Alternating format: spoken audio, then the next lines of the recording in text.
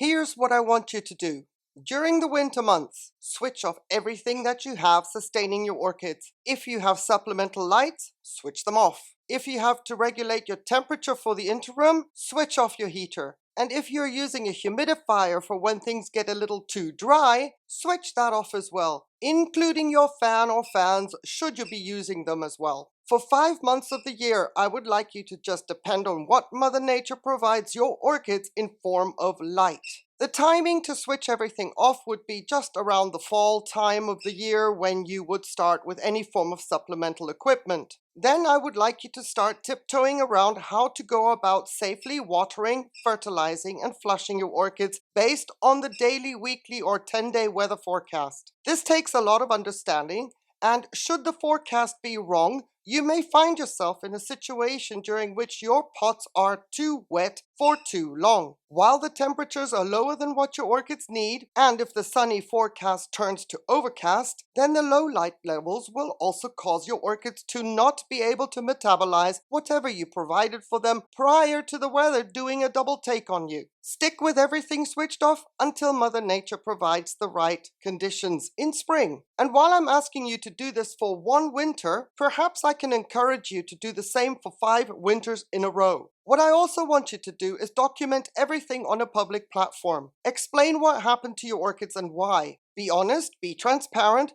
and make yourself vulnerable to criticism based on your circumstances and what you are dealing with. And all of this regardless whether you know how to grow orchids, how to save them, and how to bring them through the winter, under normal circumstances, of course. Can you honestly say that your entire collection would survive winter after winter once you do not supplement anything and rely on Mother Nature only? If so, then, and only then, if all your orchids pull through without any issues, do I want to see a comment like this. How dare you come into my comments and compare my circumstances and my orchid losses with another grower who has the financial means to bring orchids through the winter successfully. I have redacted your name and you are welcome. I have also redacted the name of the channel you referenced in your comment because I have community guidelines for my comment section, one of which is do not mention any channels in the comments. It's something you could respect. Now, normally I would let a comment like this go, possibly delete it, but for you I made an exception because what I do when something hits me hard is I give it 48 hours to go away. If it doesn't go away, then I address it. Now, seeing as I'm on a public platform,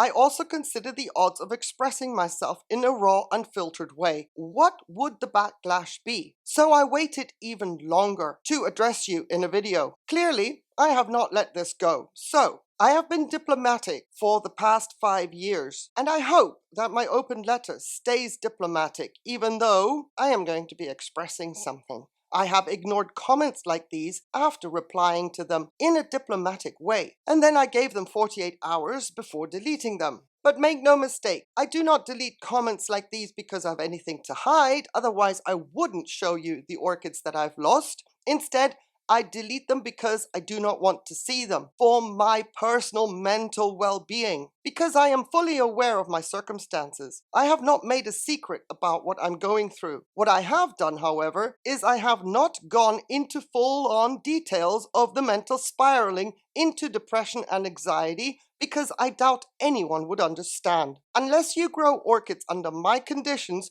you cannot understand, and I don't expect you to understand. But this comment, clearly you know my circumstances, and you decided to write something like this regardless. Well, let me make this clear for future reference. Without orchids, I have no material to make content. Without content, I have no source of income in order to pay any bills. And within a short period of time, I'm going to lose the roof over my head. The orchid growing hobby is a hobby for me, but I have made it clear that I fully depend on what I get paid from YouTube. For anyone that says, then get a job, well, I had one before the pandemic. And after that was over, I was outside of the demographic for employment. Not that I have to explain myself to you, but hey, open letter, let's bring it on. I tried many other employment avenues, and just because I did not discuss it on videos or live streams, it does not mean that I wasn't actively pursuing employment in a lesser capacity to my qualifications with lesser income, just anything just to get hired. Well, the jobs that I could take for lesser pay were handed to family members of every opportunity I approached and pursued, and that is the way it works here in Spain. On top of that, I have since declined in my mobility as well. Not going to go into any details, but know that I'm now dependent on some form of assistance when it comes to getting from A to B, further limiting what I'm able to do within the parameters of what my area makes available for women my age. I am unable to work in a kitchen because I cannot lift the huge pots anymore. Just as an example, I'm also unable to be a cleaner because I cannot navigate spaces efficiently, and the list goes on and on. So if, when I started this collection,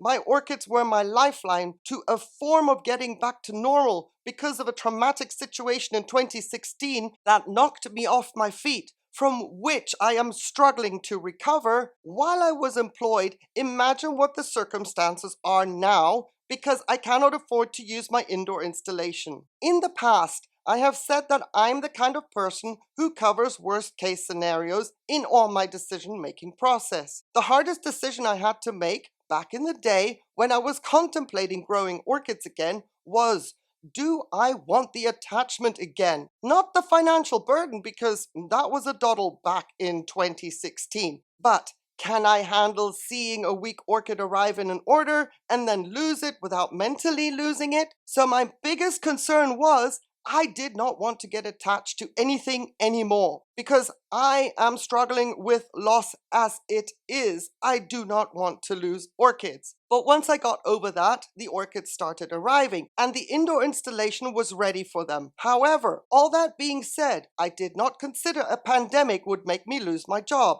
I did not consider that I would not be able to return to work, and with that, my finances came crashing down. This channel started because I was scared out of my mind already back in 2020, and now 5 years later, can you just take a moment and consider my situation today? If I was freaked out back then, what do you think I am now? The channel income is as much as one electricity bill per month.